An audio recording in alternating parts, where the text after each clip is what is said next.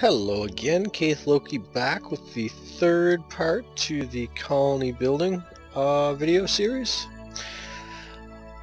We are now in orbit around Minimus, getting ready to land on the planet to find a suitable landing spot for either most likely our automated mining for all the metal ores and carbonite to allow us to send it to the new area.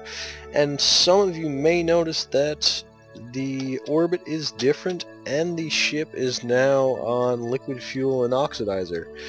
The prior ship, as soon as I started with the Mono Propelled engines, it blew up the tank. I don't know why, and I just decided to continue on. Let's see if this will... Yeah, that's good. So I just decided to send up a new ship. Well, not decided, I was forced to. I don't know exactly why it caused them to explode, but hopefully these Twitch engines don't do the same. In case they do, I'm going to quick save. And you also may notice I put on these reaction wheels. I don't remember exactly what mod added these, but they're nice little radial reaction wheels that allow you to plop them on anywhere. But let's go ahead and check out the planet and find a suitable landing spot. I'm trying to remember where I decided was the best option. I believe... was it there? No, it was... I believe it's on the dark side again.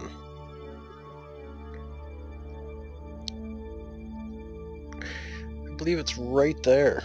So, what we're going to do is we're going to bring down our orbit to there, and then we're just going to alter it.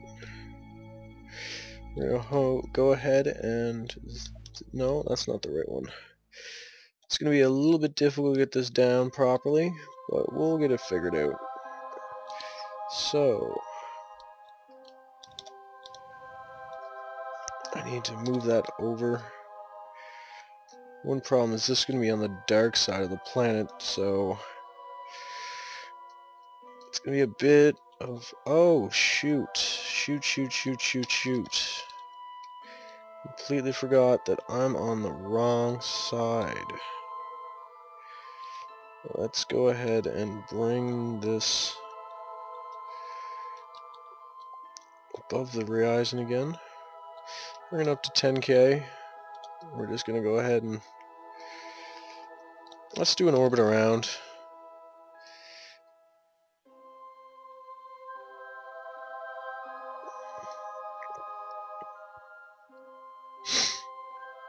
So that area is dark again.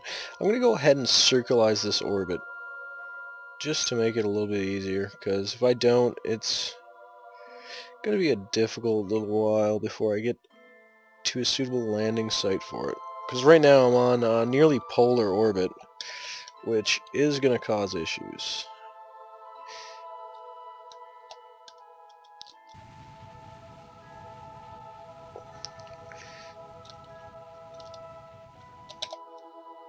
Shoot. I still have a ton of fuel, so shouldn't be too much of an issue. We'll go ahead and get to the other side of the planet. We'll shrink this down a bit just to give us a little bit more control.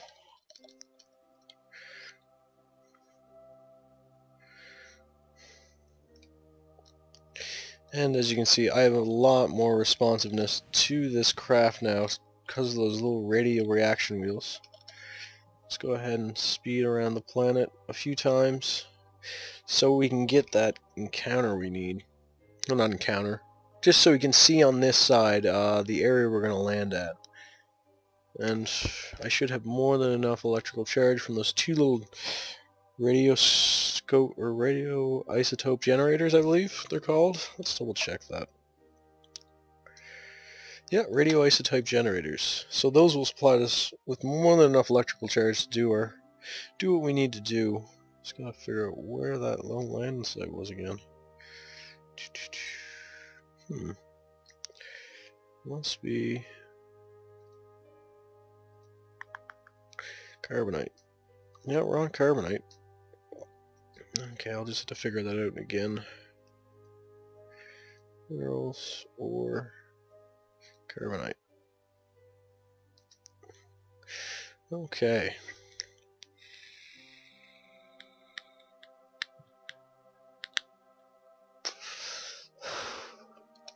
I'm mainly planning on going for one of the basins because they're just easier to land at right now. Once we get landed, we can start looking into other options for the main population base. Because we only need substrate water there, and it can produce all the required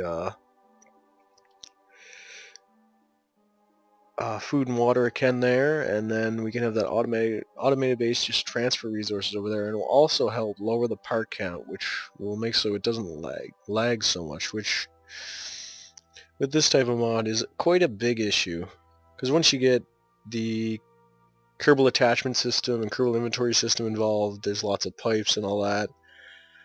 You need a lot of storage, so with having it separate from each other, it will allow me to just worry about supplying all the required... Oh, there it is. So that's the area we're going for.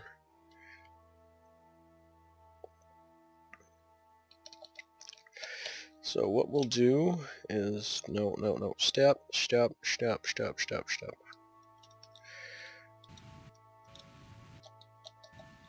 Okay. We're going to have to speed up a little bit. And then once we're at about... say about here. Start that... No, let's go for the other side. But yeah, we'll be able to worry about the two separate resources at two separate bases, and I should be able to bring a fair amount of food, enough to supply them for a good fair while I set up the base, since it's only like, its transit time is very, very low when you're trying to bring stuff to Minimus, but comparable to other bases, like say you want to set up on Duna, it could take a year or two to get there, so it's good to prepare for the worst when you're doing these type of things. With this, it allows for simple assembly, and you don't have to worry about one simple thing just completely screwing the whole colony and making it unlivable and unsavable because of the fact you have no safety net. Okay, we're going to want to go ahead and move us up again. And now, we're right over the area we need to be. Coming in for a nice, bright landing. The best type of landing.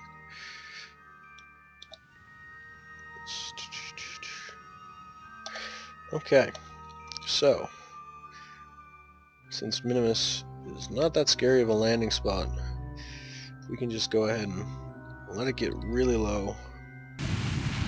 We're dropping like 10 delta V a second or so. We'll land on the back wheels and just lightly fall on the front. You can just ditch this front part. No issue at all.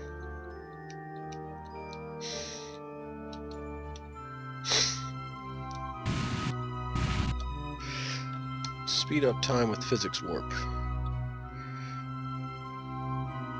Once we get to about 500 meters per second, I'll be leaving physics warp just so we have a little bit better control on what's happening, because it can really change really quickly, especially on lower gravity planets. We want to make sure we land at a slightly off angle, because we don't want to fall on our back.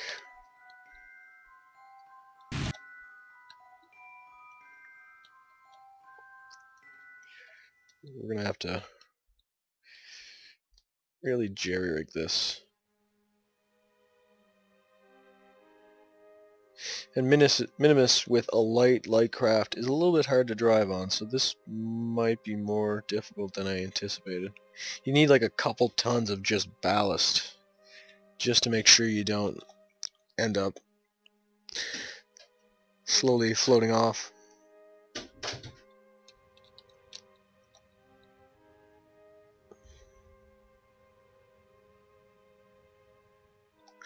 We're almost landed now.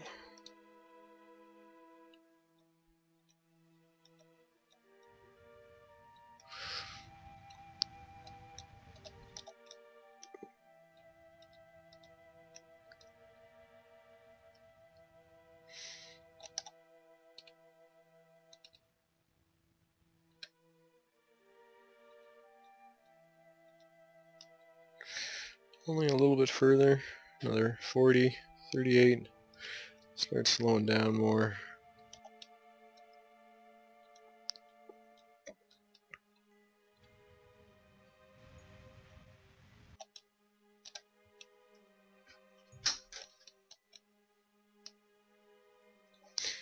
And we're landed.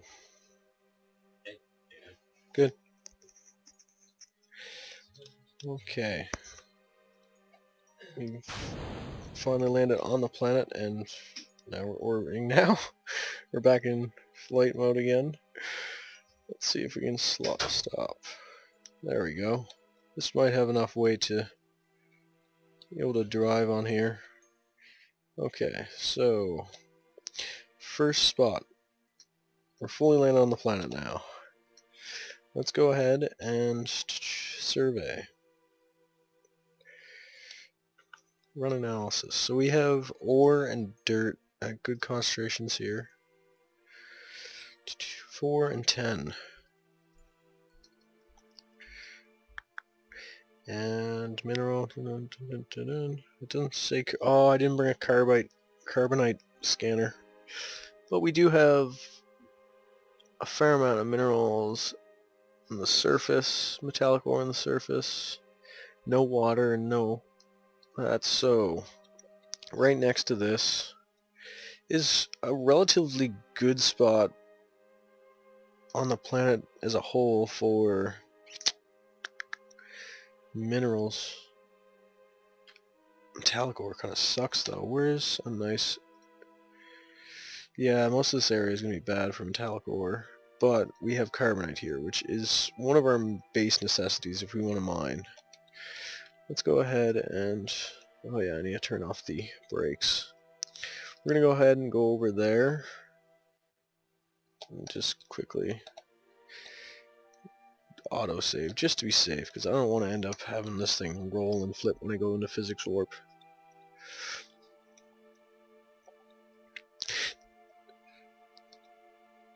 This whole planet surveying thing isn't completely required. Oh yeah, when you have a rover, make sure to turn off torque, because it will cause a couple issues.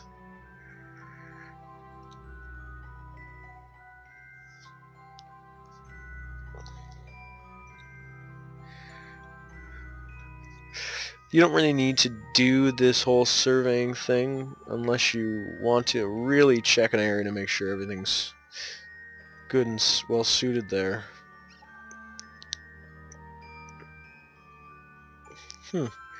All these have just decided to stop working. That's what I don't understand about these surface scanning modules. It's saying no matter how many you have, you can only use it once.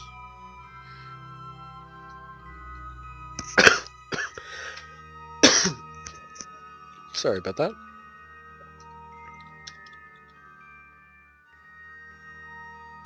Just quickly scooter over that way.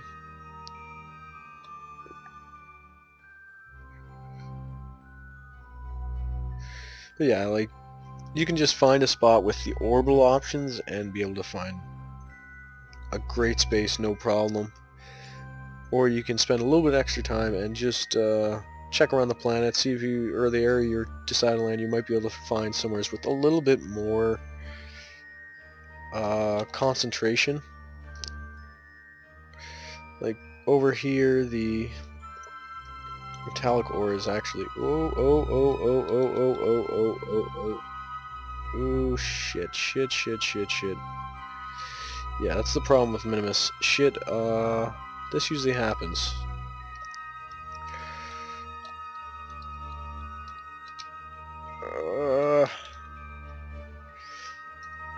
Okay. So we have enough uranium and mineral ore and general ore is not too bad over here.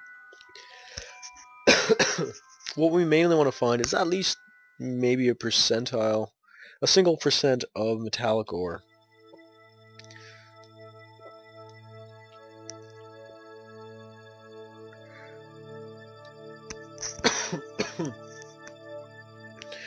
I don't know if we're going to be able to get that, but the higher the concentration, the better.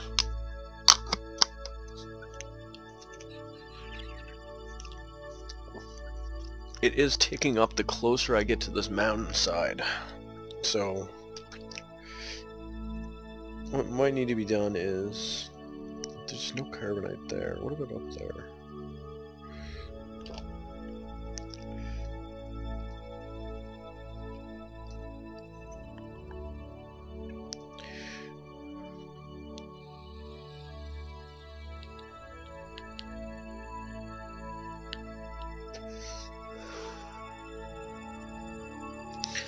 This is probably the best we're going to get, to be honest. Well, the best in this area. There could be somewhere else on the planet that... Oh. Shoot. Double points for 2 wheels. Come on. Gotta love a nice reaction wheel.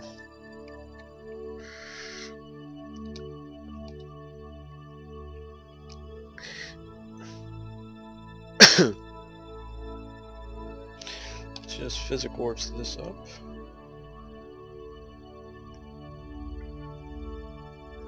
Yeah, if we're lucky, we should be able to maybe get 0.9, which isn't terrible. We'll be lower on the minerals, but this is all automated, and it'll just be a resource requiring area. No food, no water, so we won't have to worry too much about running out of stuff. Just electrical charge. I know there's a bit of carbonite here, and carbonite, if you have enough miners, you can power a full base on a very low concentration of carbonite.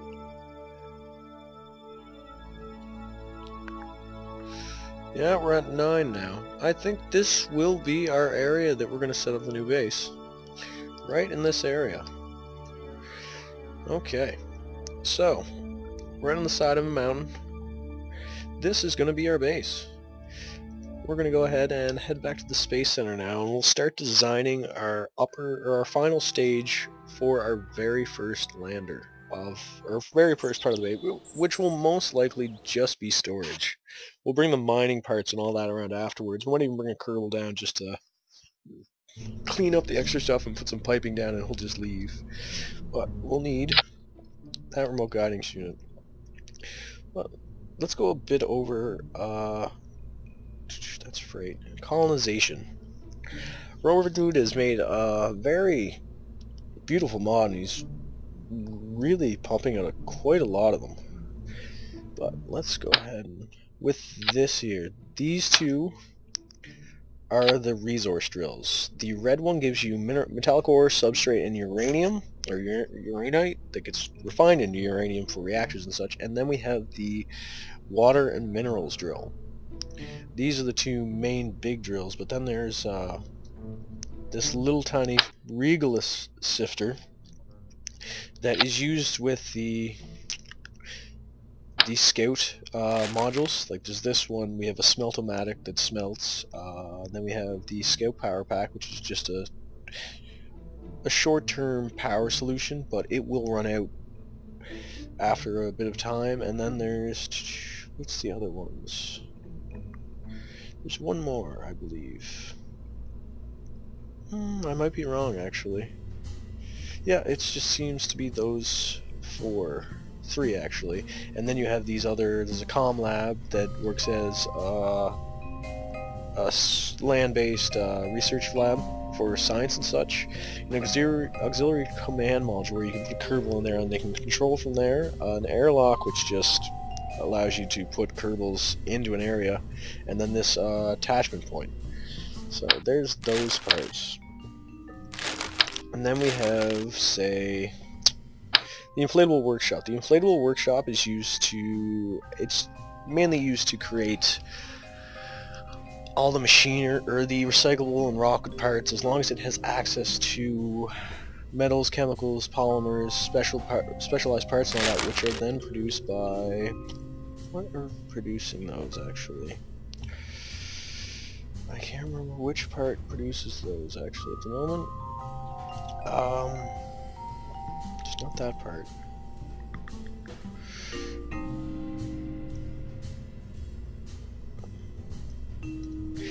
Yeah, oh yeah, it's, you have the various other parts. One moment, actually. I'll be right back.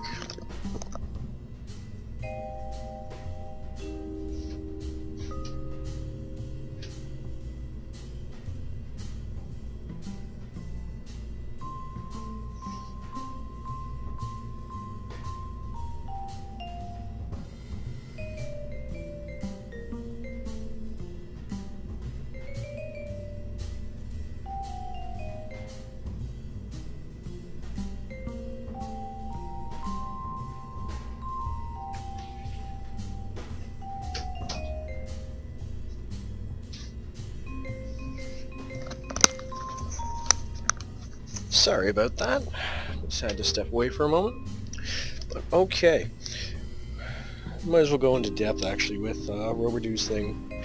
With the first lander you should be using is this one. This is the Scout module. It allows you to drop in a small group of people and just test out the area. It has its own lander legs, it has its own electrical charge in both parts, 2 seats, and also has a little bit of inventory to it. How much inventory does it have? Just pop that open, actually. It has about 300 liters per seat, which is the amount of people can carry.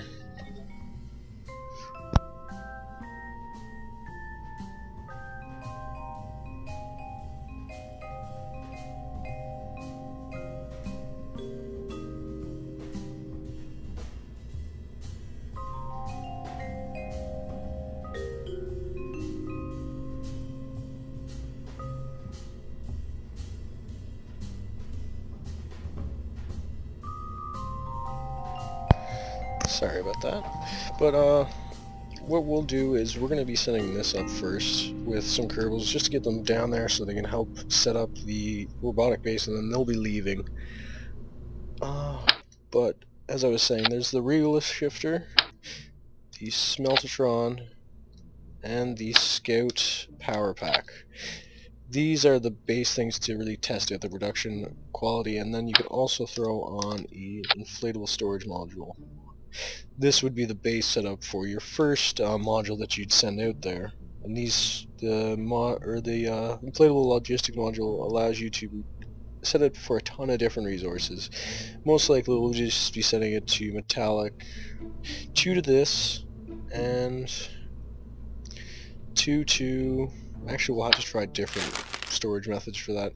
But this is the first lander you'd probably send out. But then there is the planet-based stuff. Like you'd send out, let's grab the one with the integrated base module. This one can carry machinery, mulch, supplies, just food that's required by the Kerbals. And then you have multiple different toppers, such as the Kerbitat, which would be used for creating supplies and recyclables, and it would just mainly be used for making food to supply your Kerbals. Then you have the Pioneer module, which really this would be the first thing you put down,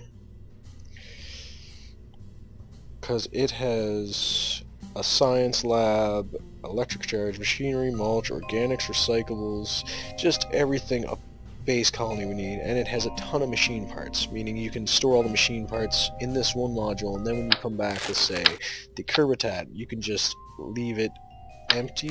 I do all of them now. There's been a few updates that I should have checked a bit into.